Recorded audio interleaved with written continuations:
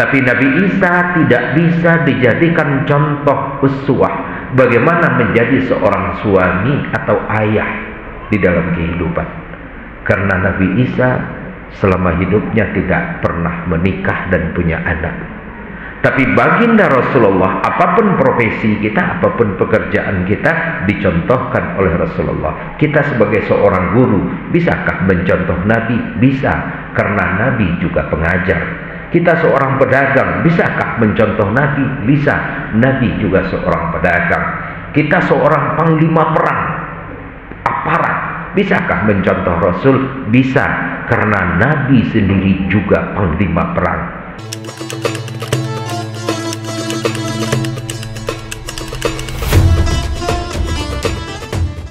Assalamualaikum warahmatullahi wabarakatuh. Alhamdulillahirabbil alamin alladzi hadana ila siratal mustaqim. Asyhadu an la ilaha illallah wahdahu la syarikalah wa asyhadu anna Muhammadan abduhu wa rasuluh la nabiyya ba'dah. Amma ba'du, kaum muslimin dan kaum muslimat, hadirin wal hadirat jemaah zuhur, mudah-mudahan kita semua adalah hamba-hamba yang dimuliakan Allah Subhanahu wa ta'ala. Alhamdulillah, segala puja dan puji kita haturkan kehadiran Allah Subhanahu wa ta'ala yang masih memberikan rahmat, nikmat, redha dan inayahnya untuk kita bersama, sehingga siang hari ini kita telah dapat melaksanakan kewajiban kita sholat zuhur berjemaah di masjid ini. Bapak dan Ibu, di dalam surat Al-A'raf 157 Allah Subhanahu wa ta'ala berfirman, alladzina yattabi'una ar-rasulan nabiyyal ummiyah alladzi yajidunahu maktuban fit Taurati wal Injil.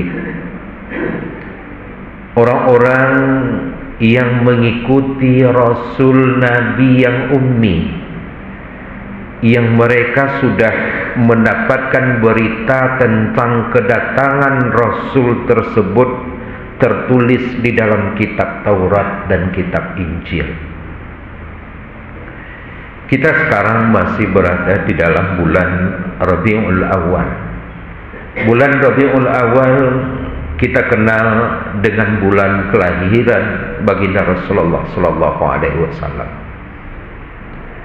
Tapi yang menarik dari kajian ini bukanlah mengingat kelahiran Rasulullah di bulan Rabiul Awal, tapi mengingat kehadiran Rasulullah sallallahu alaihi wasallam bukanlah hanya mengingat tanggal, bulan dan harinya, tetapi substansi tujuan Rasulullah sallallahu alaihi wasallam diutus ke permukaan bumi, yang Allah Subhanahu wa ta'ala menyampaikan wa unzila ma'ahu nuran. Allah menurunkan bersama Rasul tersebut, mengirimkan bersama Rasul yang diutus tersebut, yang Allah sebut dengan nuran. Makna nur aslinya adalah cahaya, berarti segala cahaya yang bisa menerangi manusia dan alam diberikan, diutus bersama kehadiran Rasulullah ini.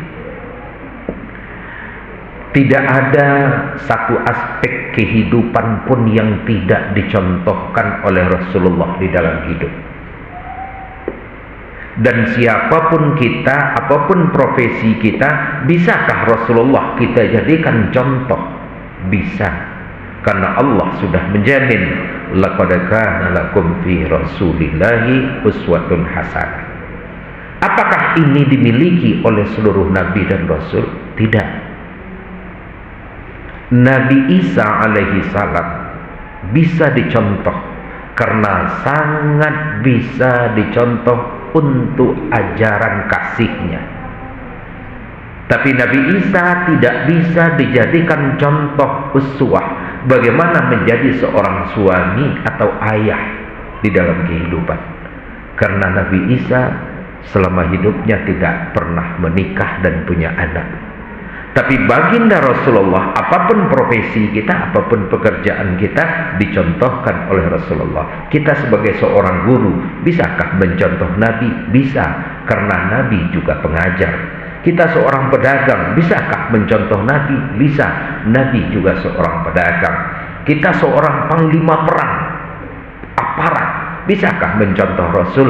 Bisa, karena Nabi sendiri juga panglima perang. Bahkan tidak hanya seluruh aktivitas kehidupan yang besar berkaitan dengan profesi, tapi bagaimana menjalani hidup kita 24 jam dicontohkan oleh Nabi. Bahkan yang kecil saja, bagaimana berjalan masuk WC. Dahulukan kaki kiri jika masuk.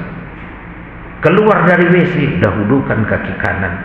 Percontohan seperti ini tidak ada satupun yang disampaikan oleh orang atau Nabi sebelum Nabi Muhammad. Ini sangat luar biasa.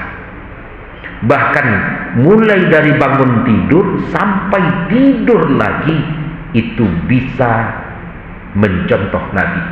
Bahkan bagaimana cara tidur sendiri dicontohkan oleh baginda Rasulullah.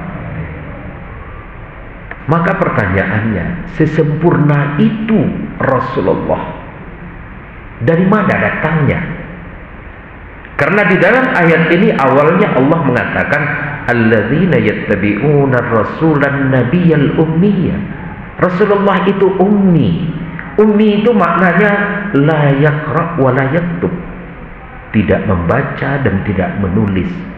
Tapi sosok yang luar biasa, yang hebat seperti itu, dari manakah dapat ilmu dan pengalaman? Kalau ada orang sekarang menjadi tokoh besar, pertanyaan pertamanya adalah dia tamatan sekolah apa? Siapa gurunya? Tetapi Rasulullah, adakah gurunya? Rasulullah tidak dididik oleh seorang guru. Rasulullah sempurna seperti itu. Didikan siapa? Didikan Allah Subhanahu wa ta'ala. Fa'addabani Rabbi fa'ahsana adabi, kata Rasulullah. Allah yang mendidikku langsung. Aku dididik oleh Tuhanku secara langsung, maka fa'ahsana adabi, maka sempurnalah adabku. Ada ungkapan di tengah kehidupan kita kaum muslimin, like father, like son. Sikap anak, perangai anak kadang-kadang terpengaruh oleh ayahnya.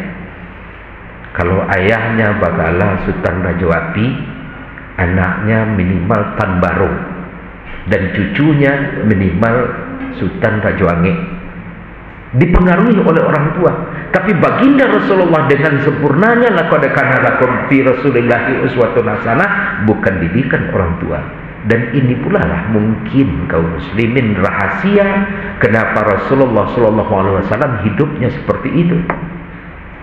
Dulu kita sempat berpikir langkah malangnya Rasulullah menjalani kehidupan. Ketika masih 6 bulan di dalam kandungan ibunya, ayah meninggal. Umur 6 tahun ibunya meninggal. Sudah itu diasuh oleh kakeknya selama 2 tahun. Umur 8 tahun kakeknya juga meninggal.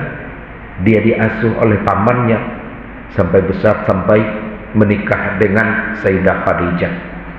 Kita melihat kegetiran di dalam kehidupan Rasul. Tapi dari kegetiran itu muncul kesempurnaan. Maka di antara rahasia dan hikmahnya kaum muslimin mungkin, kenapa ayah Rasulullah SAW sudah ditakdirkan oleh Allah meninggal ketika dia di dalam kandungan? Karena Allah ingin menyampaikan kepada kita, wahai manusia, Muhammad yang sempurna seperti itu bukan berdasarkan hasil didikan ayahnya. Ibunya juga sudah meninggal ketika kecil. Seakan-akan Allah memberikan pelajaran kepada kita, wahai manusia, wahai umat manusia, Muhammad sempurna, tetapi bukan didikan ibunya. Dia tidak menulis, dia tidak membaca, dia tidak sekolah, tapi sempurna. Bahkan ada satu rahasia lagi kaum muslimin. Dulu sempat kita berpikir Rasulullah itu lama dididik, dibimbing oleh pamannya Abu Thalib. Dari umur 8 tahun sampai menikah 25 tahun dia bersama pamannya. Tapi satu hal yang terjadi, keanehan, sampai akhir hayat Abu Thalib tidak mengucapkan 2 kalimat syahadat, tidak masuk Islam. Sempat kita berpikir terbuat dari apakah hati Abu Thalib? Jika pamannya yang lain Abu Lahab tidak beriman, bisa diterima oleh akal karena Abu Lahab sangat membenci Rasulullah. Tetapi Abu Thalib sangat sayang kepada Muhammad, sangat kasih kepada keponakannya. Bahkan dia menjaga Rasulullah seperti dia menjaga dirinya sendiri. Tapi kenapa dia tidak masuk Islam? Maka mungkin saja kaum muslimin, analisanya Allah ingin membuktikan kepada kita yang terlama Rasulullah itu adalah bersama Abu Thalib. Muncul kesempurnaan, seakan-akan Allah mengatakan Muhammad menjadi sempurna, menjadi uswatun hasanah, itu bukanlah karena jasa dan andil pamannya. Karena pamannya yang lama bersama, maka pamannya sendiri tidak mendapatkan hidayah. Nah, ini bentuk kesempurnaan yang ada di dalam pengutusan baginda Rasulullah sallallahu alaihi wasallam. Tidak itu saja, Rasulullah itu maktuban fit Taurati wal Injili, sudah diceritakan di dalam kitab Injil dan kitab Taurat. Jarak antara nabimu dengan Nabi Muhammad dengan Nabi Isa itu 620 tahun.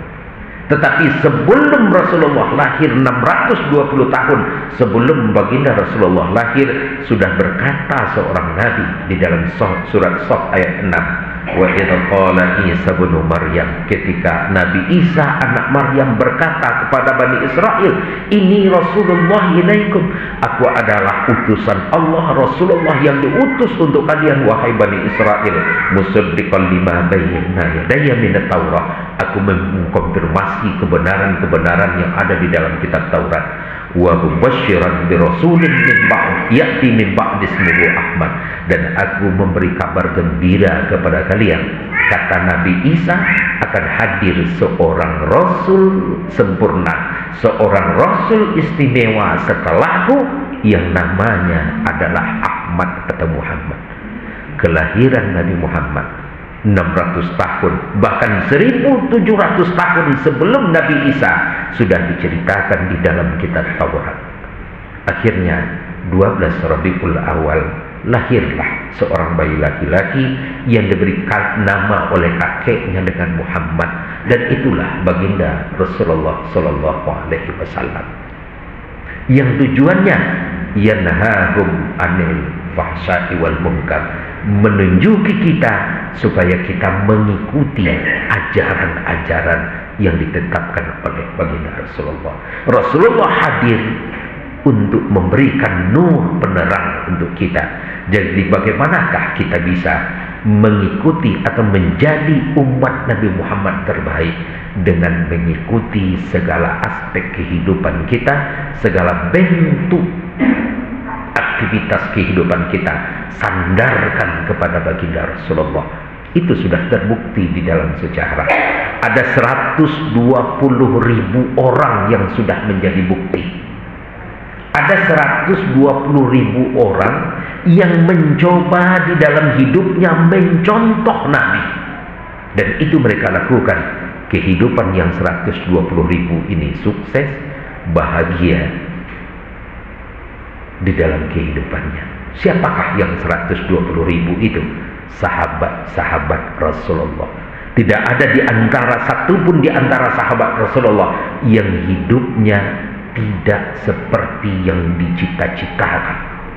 Mereka hidup bersahaja, mereka bahagia, mereka sukses dengan segala cita-cita profesi mereka, hasanah di dunia, dan insya Allah akan selamat di akhirat. Caranya bagaimana kok bisa sebanyak itu? Mereka bahagia, mereka sukses dengan menjadikan Nabi sebagai uswatun hasanah. Maka kita saat ini jika ingin sukses dalam kehidupan kita, kuncinya adalah jadikan Rasulullah sebagai patokan beraktivitas dimanapun kita dan apapun yang kita kerjakan, mulai dari yang terbesar sampai yang terkecil sedikit pun.